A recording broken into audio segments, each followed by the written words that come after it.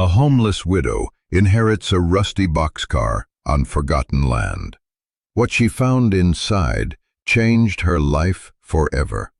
And if you've ever felt like you've lost everything, if you've ever had to start over from absolute zero with nothing but a memory and a spark of hope, then this story is for you.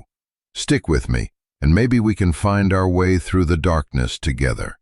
If you feel a connection to that idea, I'd be so grateful if you'd subscribe to the channel. It tells me that these stories matter.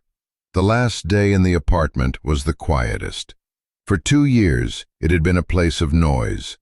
Liam's off-key singing in the shower, the clatter of his tools dropped by the door, the low rumble of the TV playing old sci-fi movies we both loved, our laughter.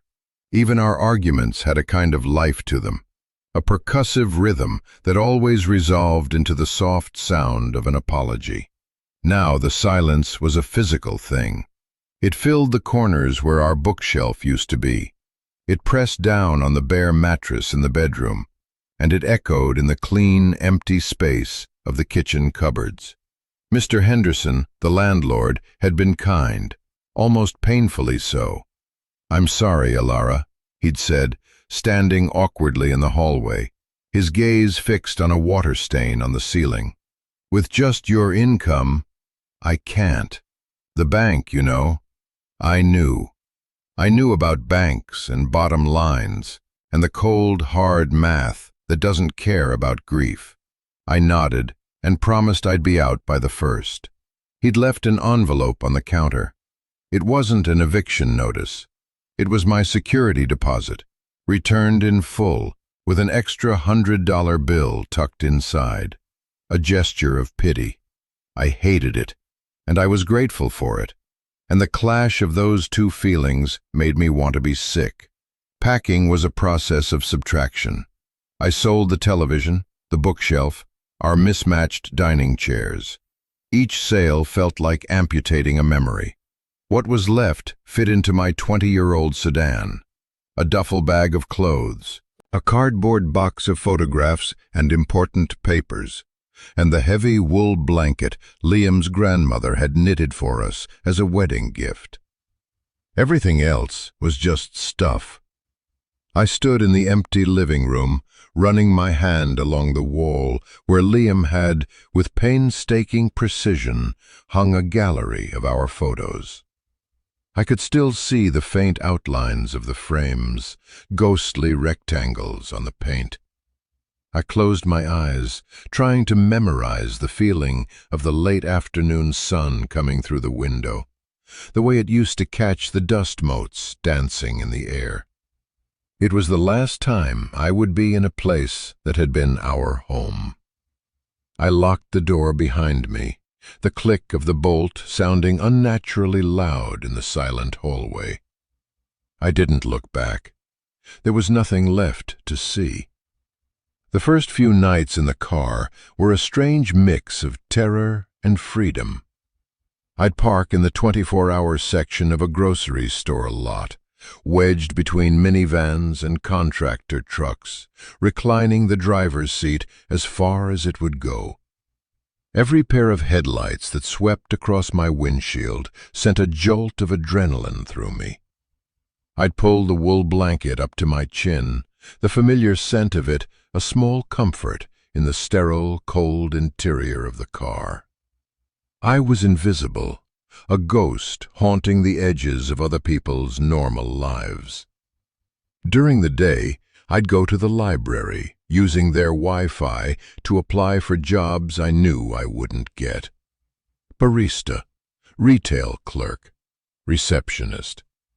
My resume was a patchwork of part-time gigs that had once supplemented Liam's income as a carpenter.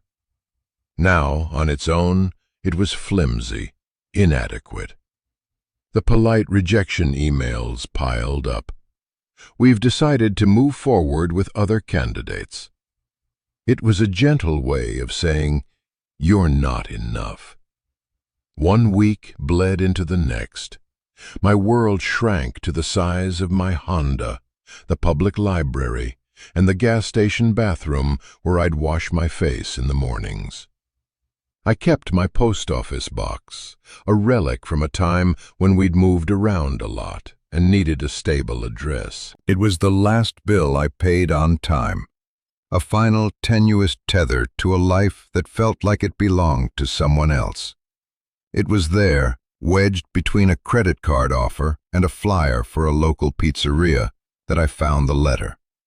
The envelope was thick, expensive, cream-colored cardstock. The return address read, Davies and Associates, Attorneys at Law. My first thought was that it was a bill, one of Liam's medical bills, probably, that had finally found its way to me. My stomach clenched. I almost threw it away, unopened. The thought of facing another debt, another demand for something I didn't have, was more than I could bear. But curiosity, or perhaps just a desperate need for anything to be different, made me tear it open. The language was dense, formal. Dear Ms. Ilara Vance, it began. It was regarding the estate of a Mr. Arthur Morgan. The name meant nothing to me. It went on to say that Mr. Morgan had recently passed away and had named me in his will. I read the sentence 3 times. It had to be a mistake, a scam, some cruel, elaborate joke. Then I saw the next line. Mr. Morgan was the paternal grandfather of your late husband, Liam Vance. Liam had told me his father's parents had died long before he was born. He'd spoken of it as a simple fact, a missing piece of his history he'd never thought to question. My mind raced, trying to connect the dots. An estranged grandfather, one Liam didn't even know existed. The letter requested I call their office at my earliest convenience. My hands were shaking as I walked to a payphone. I didn't want to use my cell, didn't want the call to be part of my world, my reality. I fed quarters into the slot, the metallic clink grounding me. A crisp, professional voice answered on the second ring. Davies and Associates. I asked for Mr. Davies, my own voice a reedy whisper. When he came on the line, his tone was exactly as I'd imagined, dry, calm, and emotionally distant. Yes, Ms. Vance, thank you for calling. He confirmed the letter was real. Arthur Morgan had passed away a month ago, and he had left his sole possession to me. What is it? I asked, my heart pounding.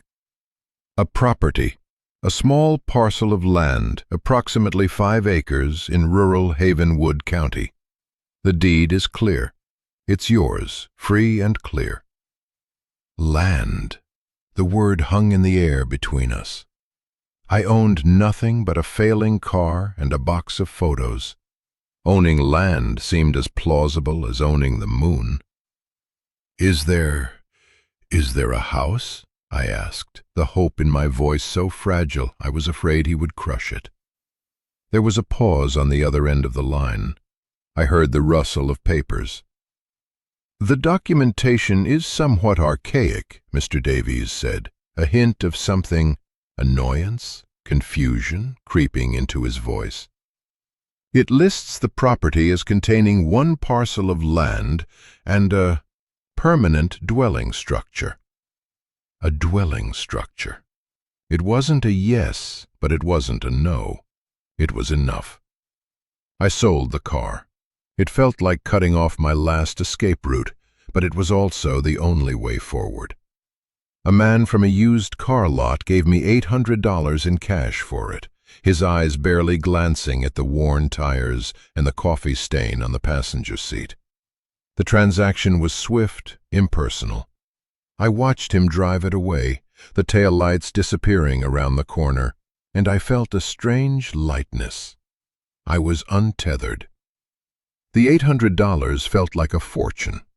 I used it to buy a bus ticket, a one-way journey to a place I'd never heard of, to claim an inheritance from a man I never knew existed. The bus ride was a 3-day odyssey through the heart of the country.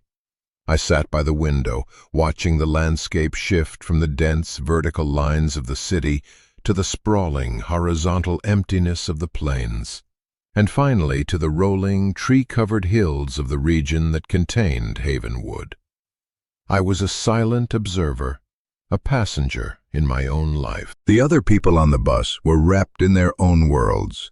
A young mother trying to soothe a crying baby, a soldier in uniform staring blankly out the window, a group of college kids laughing too loudly. I felt 1,000,000 miles away from all of them. My world was internal, a constant loop of memory and what if. I thought about Liam. What would he think of this? He would have found it hilarious. He would have called it an adventure, packed a bag with a flask of whiskey and a book of poetry, and insisted we drive, not take the bus. He would have made a playlist for the road. The thought brought a fresh wave of grief, so sharp and sudden it took my breath away. I pressed my forehead against the cool glass of the window and let the tears come silently, tracking clean paths through the grime on the pane. I wasn't just crying for Liam. I was crying for the future we were supposed to have, the one that had been stolen from us, the one where we bought a little piece of land ourselves, built a small house with our own hands. He would have done the woodwork, and I would have planted the garden. It was our dream, a story we told ourselves over and over again. And now, here I was, on my way to a piece of land alone, chasing the ghost of a dream that wasn't even mine. The bus shuddered to a halt at a dusty crossroads.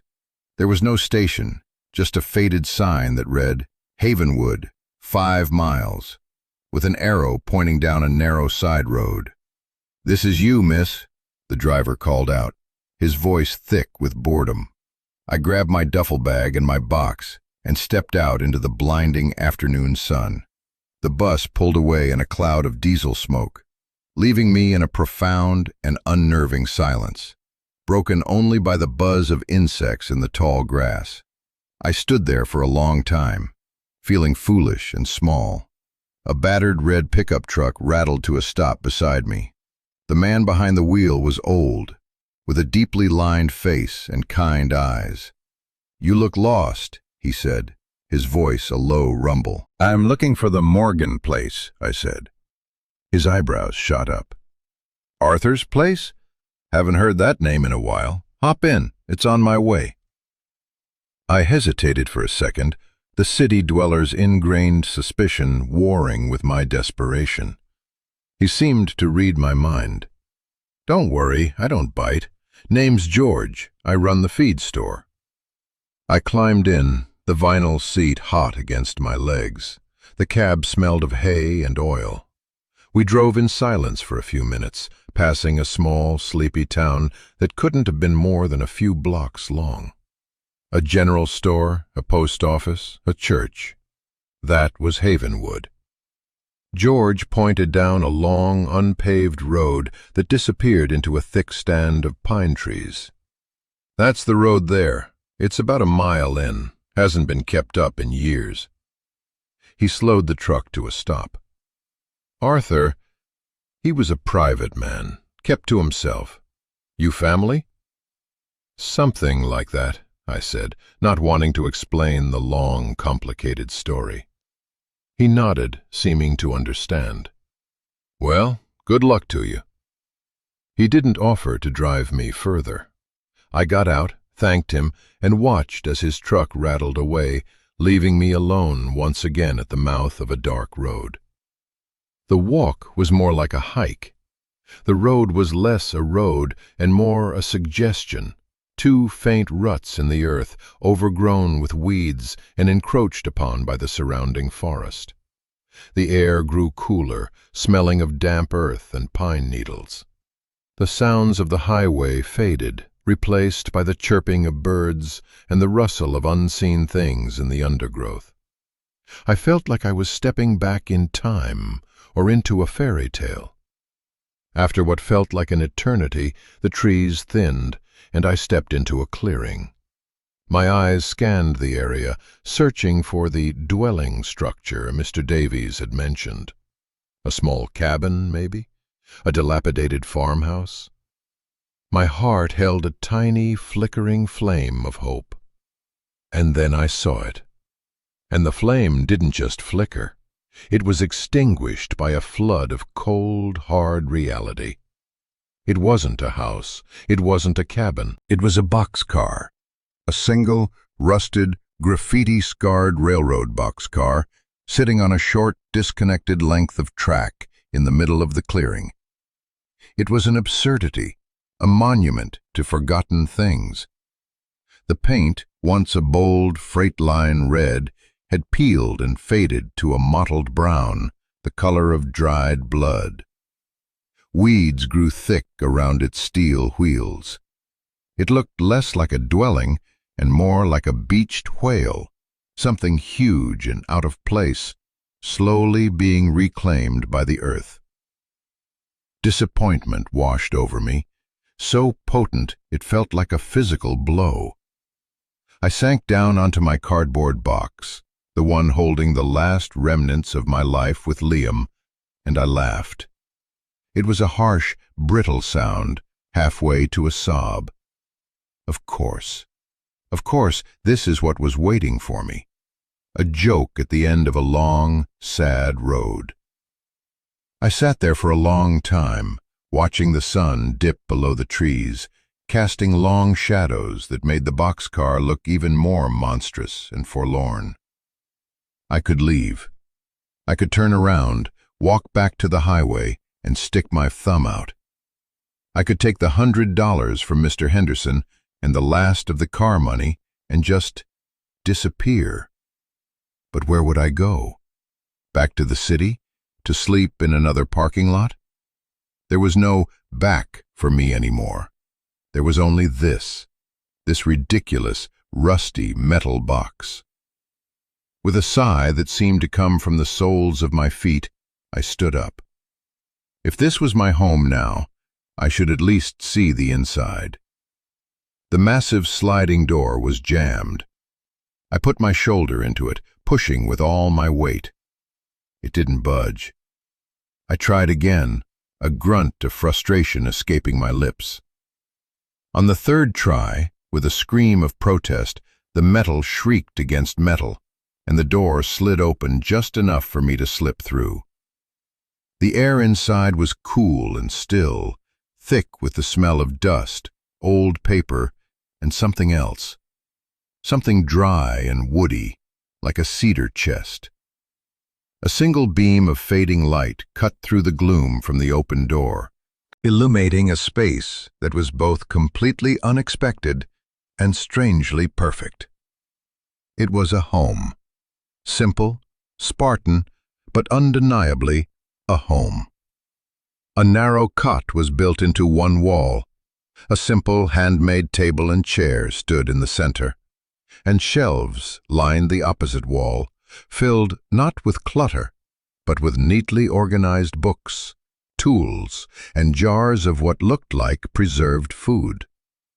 Everything was covered in a thick layer of dust, but it was orderly, deliberate. This wasn't the den of a madman. It was the hermitage of a scholar. My eyes were drawn to the table. In the very center of the dusty surface, placed with intention, sat a heavy, dark green metal box. It looked like an old military ammunition case. It was the only thing in the entire boxcar that seemed to have been recently wiped clean. A faint outline in the dust showed where it had been sitting undisturbed for a very long time. My fingers traced the cold metal of the lockbox. It was heavy, solid, and utterly impassive. There was no visible lock, no keyhole, just a series of small, unmarked brass dials on the front, looking less like a combination lock and more like some kind of strange, mechanical puzzle. I tried to lift it, but it was bolted to the table from the inside. This was not meant to be moved. It was meant to be opened, right here. My first instinct was to find a crowbar, to use brute force. But as I looked around the meticulously organized space, at the carefully repaired book spines and the neatly sharpened tools, I knew that wasn't the answer. Arthur Morgan, whoever he was not a man of brute force. He was a man of systems, of order. This was a test. I sat in the simple wooden chair, the one he must have sat in 1,000 times, and I studied the dials. There were 5 of them, each with the letters of the alphabet etched around the edge. No numbers. What would the combination be? A name? A date? I knew nothing about this man. I tried words that seemed logical. Arthur, Liam, Vance, Morgan, Haven. Nothing. The latch remained firmly shut. Frustration began to prick at the edges of my patience. The light from the open door was fading fast, and the boxcar was growing colder. I was tired, hungry, and my hope was wearing thin. I leaned back in the chair, my head hitting the wall behind me. My eyes fell on the bookshelf. It was filled with classics, Dickens, Tolstoy, Shakespeare, but also technical manuals on botany, engineering, and astronomy. And then I saw it. A single, thin volume wedged between a thick book on migratory birds and a history of the railroad system. Its spine was a different color, a brighter blue. I pulled it out. It was a book of poetry. E. Cummings. Liam had loved Cummings.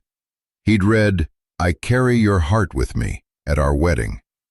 My own heart ached at the memory. I opened the book. On the inside cover, in neat, precise handwriting, was a single word: Ilara. Not my name. The name of a star. The brightest star in the constellation Canis Major. Liam had told me that once. He'd pointed it out to me on a clear night. It was our star. But how could Arthur have known that? It made no sense. Unless it wasn't for me. Unless it was a coincidence. I turned the page. A single poem was circled in faint pencil. It was not one of the famous ones. It was a short, simple verse about roots and earth and growing in one place. And at the bottom of the page, another handwritten note, just 5 letters. Roots. I went back to the lockbox, my fingers trembling. I spun the dials, one by one, spelling out the word. R-O-O-T-S. There was a soft, satisfying click. The latch sprang open. For a moment, I just stared at it, my breath held tight in my chest. Slowly, I lifted the heavy lid. There was no gold, no jewels, no bundle of cash. The box was filled almost to the brim with a stack of envelopes, yellowed with age, tied together with a piece of simple garden twine. On top of the stack sat a single, heavy, old-fashioned skeleton key and a folded piece of paper. I unfolded it. The handwriting was the same as in the book. It was addressed not to me, but to my husband. For Liam, it read, or for whoever has the heart to find this. If you are reading this, it means I am gone. And it means you have found your way home. I am sorry for the silence. I hope these letters will explain. Your grandfather, Arthur. I picked up the first envelope. My name wasn't on it, but it felt like it was meant for me now. I was the one who had found the way. I was the one with the heart to see it through. As the last of the daylight vanished, I lit one of the old kerosene lamps on the shelf. its warm glow pushing back the shadows, and I began to read. The first letter was dated 30 years ago. Arthur's voice, emerging from the elegant, looped cursive, was young, full of a hope that was painful to read. He wrote of his wife, Eleanor, Liam's grandmother, and the birth of their son, Liam's father. He wrote about buying this small piece of land, his dream of building a life here, a legacy for his family. But the tone of the letters quickly began to shift. The second letter, dated a year later, was darker. He wrote of a business deal gone wrong, a partnership with men who were not what they seemed. They were charming, he wrote, men with easy smiles and expensive suits. They spoke of progress and opportunity. I was young and foolish, and I believed them. I signed papers I didn't fully understand. I took on a debt that was more than just money. It was a debt of loyalty, of silence. He explained that the partnership was a front for a criminal enterprise, laundering money, intimidating rivals. By the time he realized the truth, he was in too deep. He tried to get out, to go to the police, but they had leverage. They knew about his wife, his infant son. They didn't make threats with fists and guns, he wrote. They were more sophisticated than that. They made threats with paperwork and phone calls. They spoke of foreclosures, of audits, of unfortunate accidents. They showed me that the system I believed in could be turned into a weapon against me. I was trapped. The letters chronicled his descent. He described how he was forced to use his small construction company to do their bidding, how he had to smile and shake hands with men who turned his stomach. The worst part, he wrote, was the toll it took on his family. His wife saw the change in him, the fear he tried to hide behind a strained smile. He became distant, secretive. He was trying to protect them, but his protection felt like abandonment. Then came the breaking point. A job went bad. Someone got hurt. The police started asking questions, and Arthur's partners needed a scapegoat. They gave him a choice: take the fall and go to prison for a very long time, or disappear. They offered me a way out, the letter read, his handwriting growing shakier, more frantic. They would wipe the slate clean, call the debt paid, if I simply ceased to exist. I had to walk away from my company, my home, my name. Most painfully, I had to walk away from my family. I told Eleanor I was leaving her. I manufactured a fight, said unforgivable things. I had to make her hate me so she wouldn't come looking for me. It was the hardest, cruelest thing I have ever done. I broke her heart to save her life. He faked his own death, a car accident in a neighboring state. He used the last of his hidden cash to come back here, to the one place that was truly his, the land they couldn't touch because it was in his wife's name, not his. He built this life in the Boxcar, a self-imposed prison, living off the grid, a ghost in the woods. He watched his son grow up from a distance, seeing him only in grainy photos sent by a single trusted friend, Mr. Davies's father, who was his lawyer at the time. He learned of his wife's death from a newspaper clipping. He learned of his son's marriage and the birth of his grandson, Liam. I held the announcement in my hands, and I wept, he wrote. A grandson. With my eyes, they said. I wanted so desperately to reach out, to be a part of his life. But the men I had crossed, they were still out there.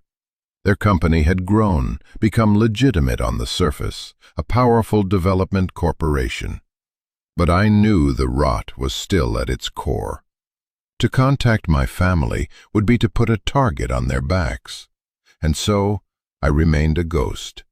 My silence was my love. The last few letters were written more recently, in the past year. The handwriting was frail, the lines wavering. He knew he was dying. He wrote about seeing a photo of Liam and me, a wedding photo a friend had sent him. "You look happy," he wrote to his grandson. "And she, this Ilara, she has a strength in her eyes, a fire. It reminds me of Eleanor."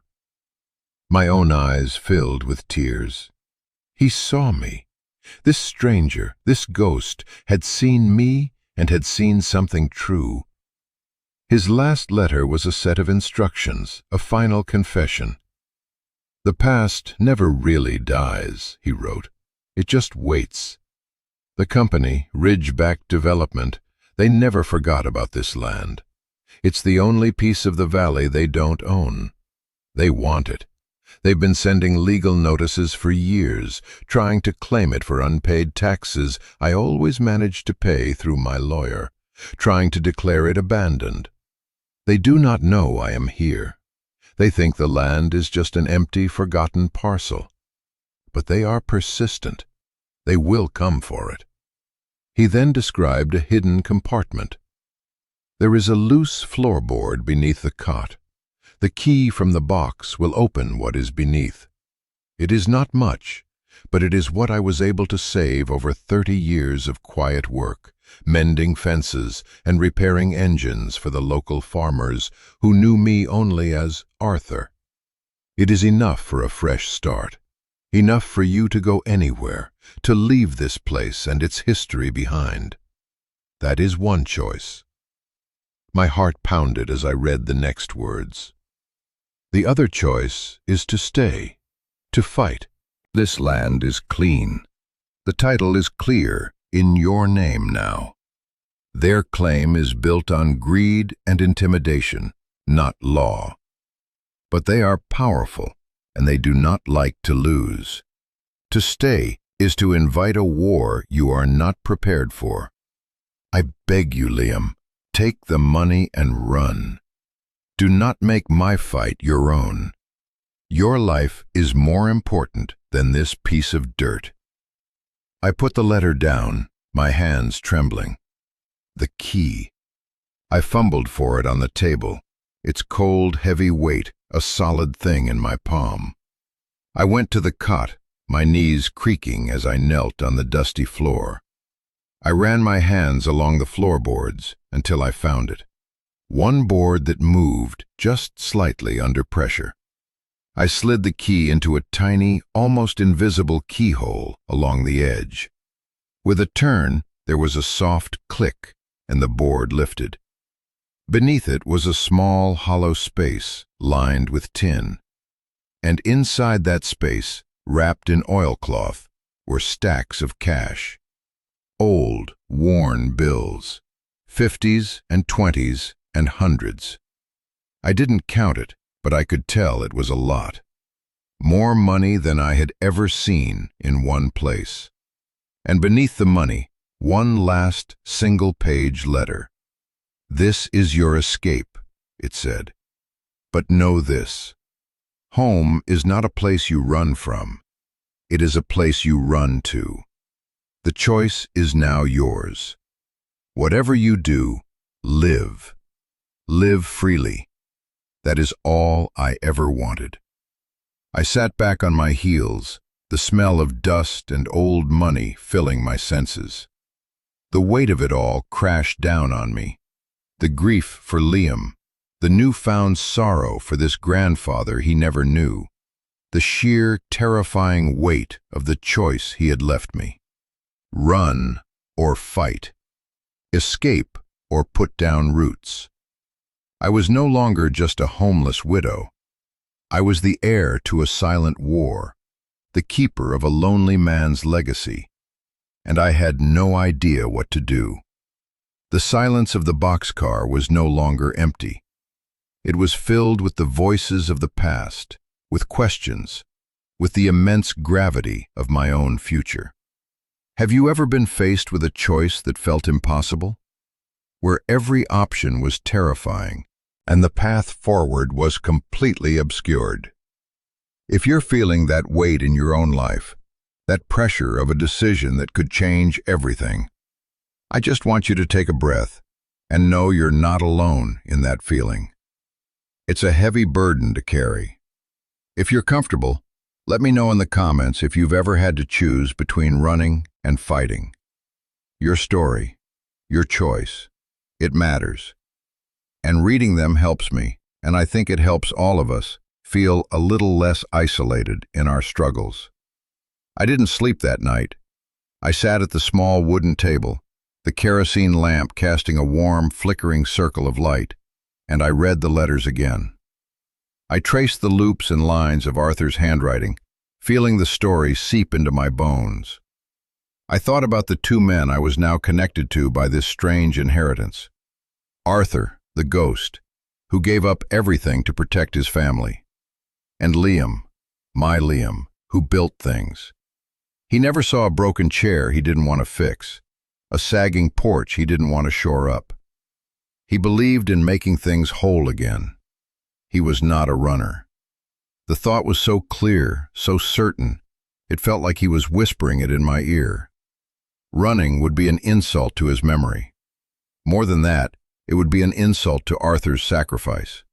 He had spent 30 years in this metal box, living a half-life, all to keep his family safe and to protect this one small piece of the world from the greed of those men.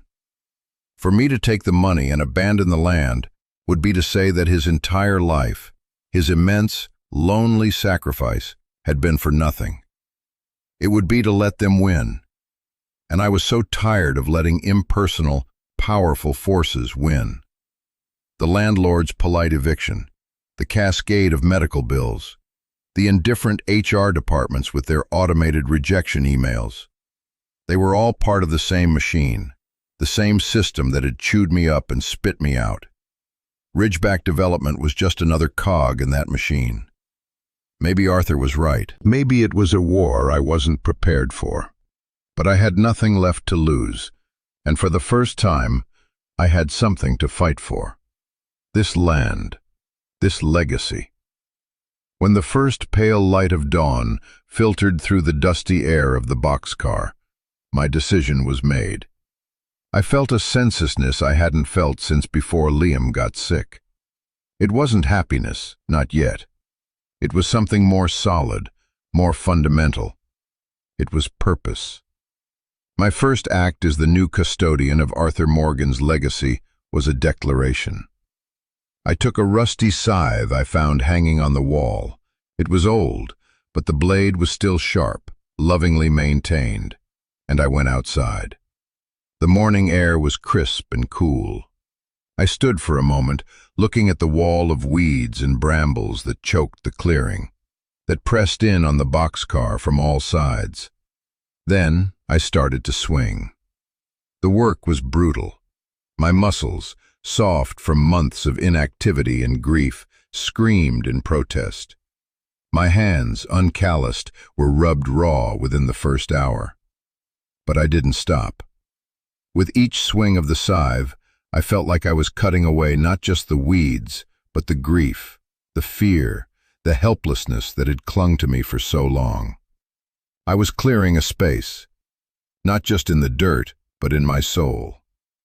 I worked until the sun was high in the sky, until sweat dripped from my brow and my arms felt like lead. I had cleared a small patch, a circle of bare earth around the front of the boxcar. It wasn't much, but it was a start. It was a beachhead.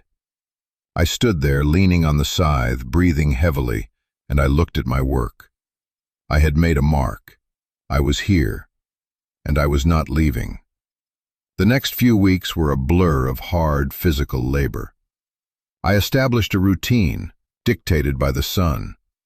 I woke at dawn, worked until the midday heat became unbearable, rested in the cool of the boxcar, and then worked again in the late afternoon until dusk.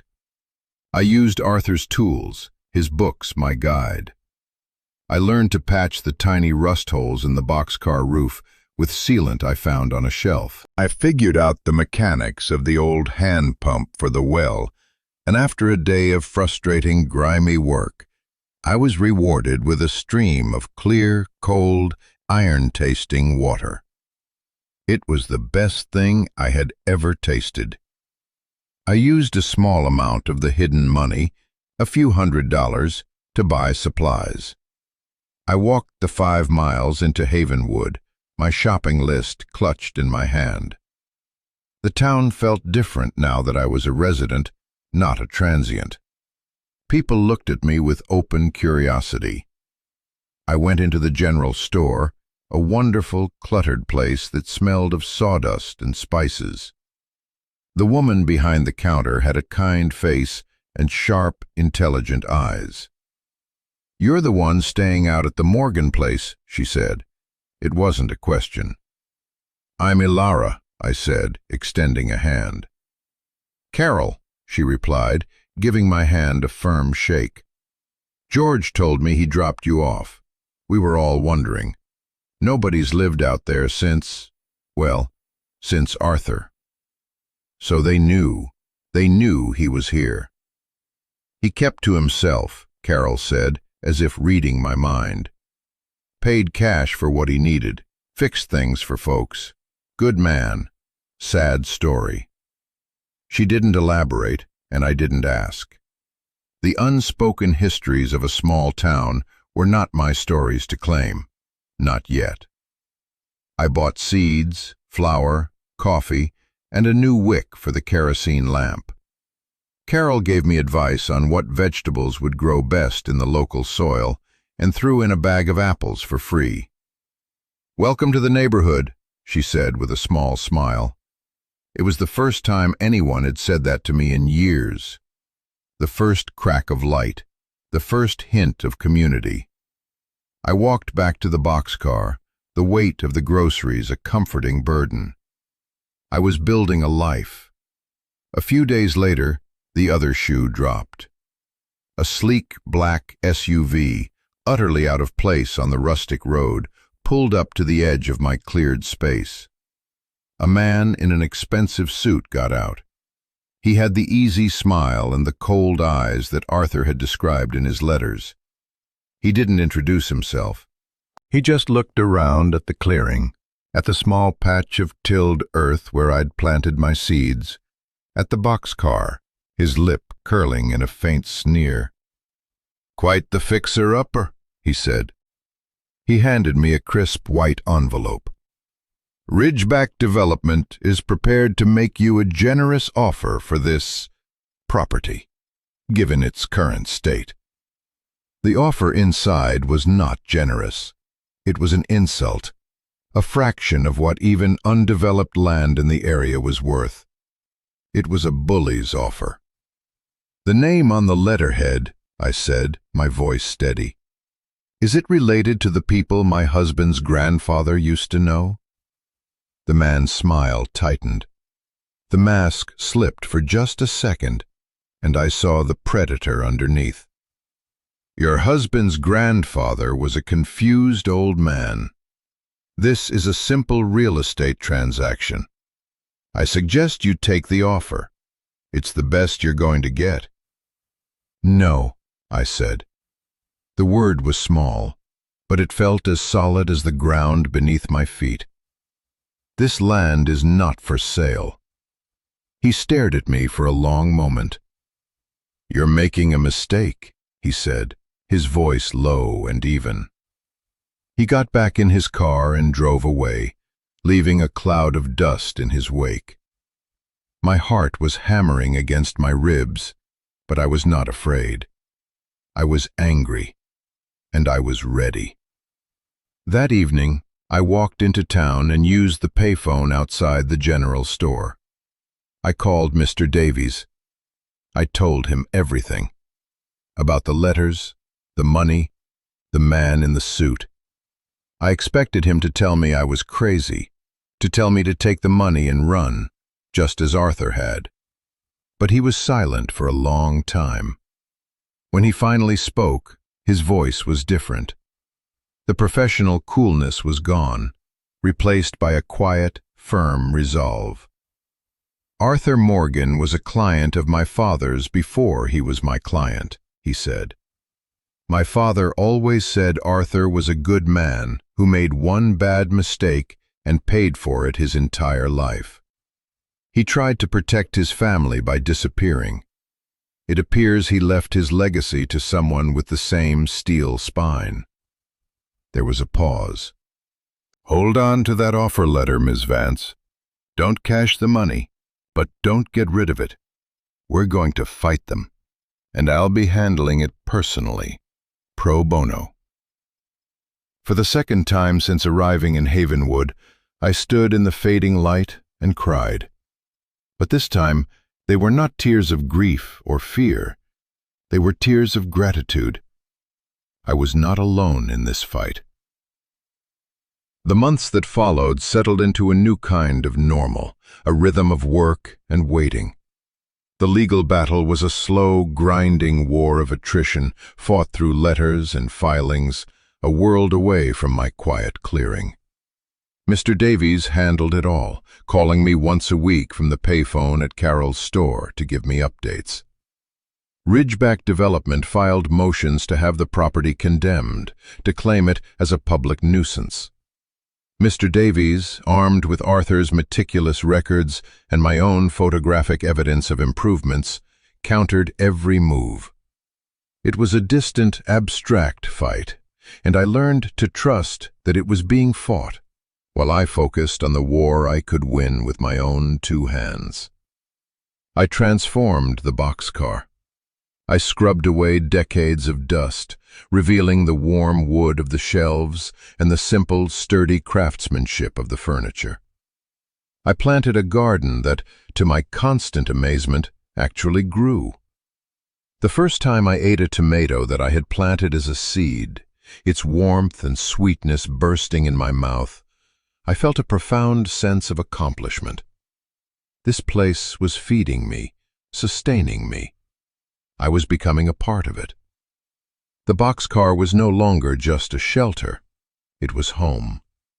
It was a strange and beautiful home. I loved the way the rain sounded on the metal roof, a percussive drumming that made the small space feel impossibly cozy.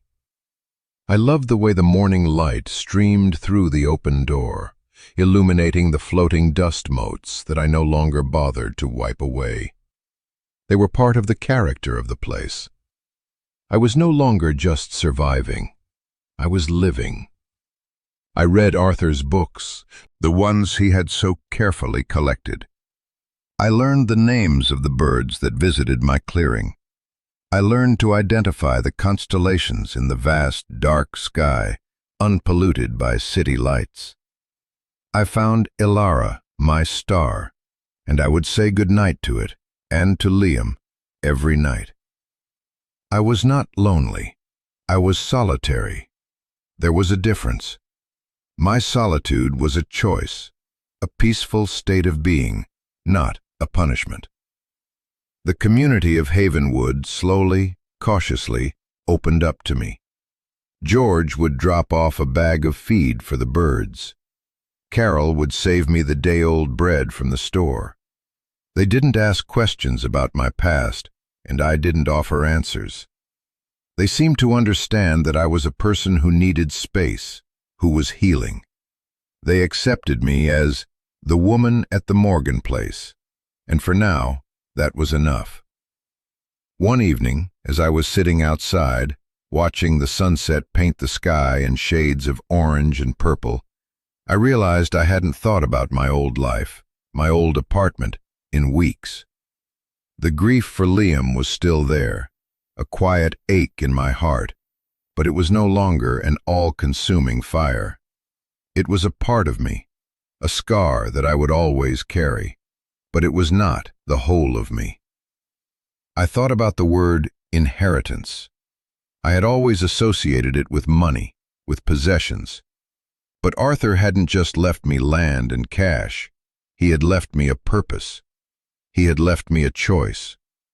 In forcing me to choose between running and fighting, he had given me back my own strength, a strength I thought I had lost forever. The boxcar wasn't a rusty can. It was a crucible. It had burned away the person I was, the victim, the widow, the ghost, and forged someone new. Someone who knew how to swing a scythe and pump her own water. Someone who knew how to stand her ground. someone who knew the value of a piece of dirt and a quiet life. This land wasn't just property. It was a legacy of resilience, and I was its keeper.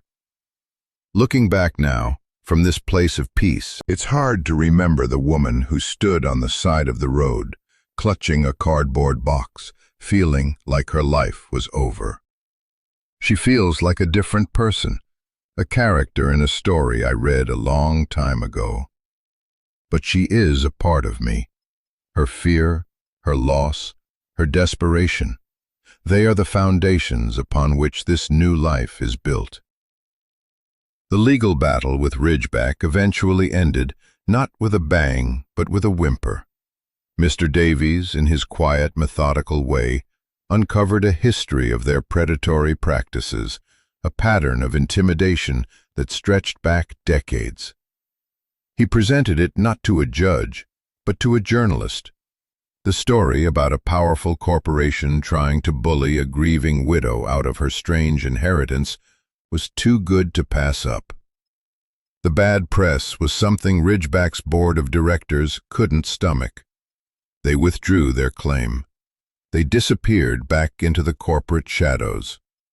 I won, or rather, Arthur won. His final act of defiance, carried out by a stranger with his grandson's heart. I think about inheritance a lot now. We all inherit things, don't we? Maybe it's not a piece of land or a box of letters. Maybe it's our mother's laugh, our father's temper. Maybe it's a story we were told about ourselves that we've always believed, a story that says we are not strong enough, not smart enough, not worthy. Maybe it's a silent struggle that has been passed down through generations. These things can feel like a rusty boxcar sitting in the middle of our lives, an unwanted, ugly, immovable object. We can spend our lives walking around it, ignoring it, wishing it would go away. Or we can choose to see what's inside. We can choose to face the history, to understand the legacy. We can choose to pick up the tools it offers us and begin the hard work of building something new. My story is about a boxcar, but I want you to think about your own life. What is your boxcar? What is the unexpected, difficult, maybe even ugly inheritance that has been dropped in your path? I promise you, if you are brave enough to force the door open, if you are patient enough to solve the puzzle, you will find something of value inside. It might not be what you expect. It might be a painful history, a difficult truth, but it will also be a source of strength, a well of resilience you never knew you had. And it will be the key to your own freedom. If this story resonated with you, if you found a home in an unexpected place or strength in a difficult legacy, I would be honored if you would share a piece of your story in the comments below. You don't have to share details, just the feeling. Let's build a community here, a place where we honor the struggles and celebrate the resilience it takes to turn a rusty box into a home. Please subscribe for more stories about finding our way. And remember, the hardest paths often lead to the most beautiful views. You just have to be brave enough to start walking. And sometimes, you have to be brave enough to stand still and fight for your ground.